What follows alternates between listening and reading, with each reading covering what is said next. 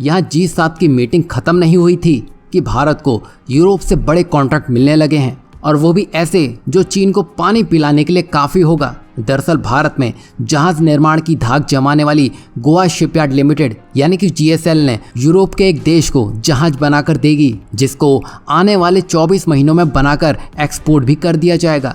दरअसल लग्जमबर्ग की जानी मानी कंपनी जान दे नल ग्रुप ने यह बड़ा कॉन्ट्रैक्ट भारत की GSL के साथ किया है, और ये कॉन्ट्रैक्ट नेक्स्ट जनरेशन के विशेष तरह के जहाज बनाने के लिए किया गया है, जिसको ट्रेलिंग सक्शन हॉपर ड्रेजेस कहते हैं। और इन जहाज़ों की खासियत यह है कि ये पर्यावरण के अनुकूल होंगे, साथ ही छोटे बंदरगाहों में भी आसानी से काम कर सकेंगे।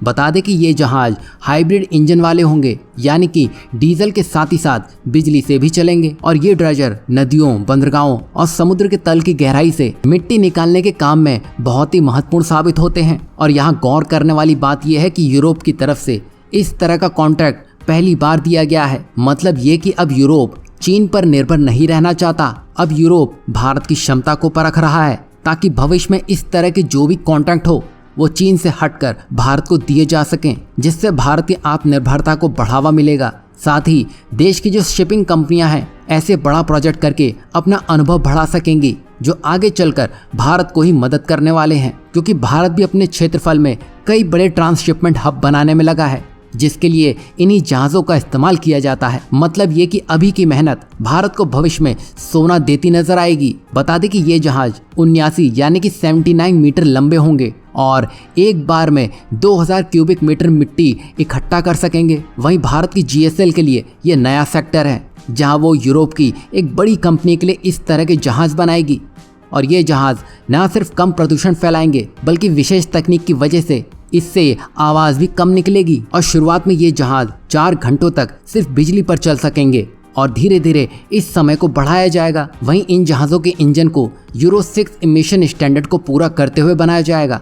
साथ ही ये बायोफ्यूल पर भी चल सकेंगे। आपको बता दें कि गोवा शिपयार्ड लिमिटेड जहाज बनाएगी ही, पर कोशिश ये रहेगी कि जहाज बनाने में इस्तेमाल होने वाले ज़्यादा से ज़्यादा उपकरण भारत में ही बने हों।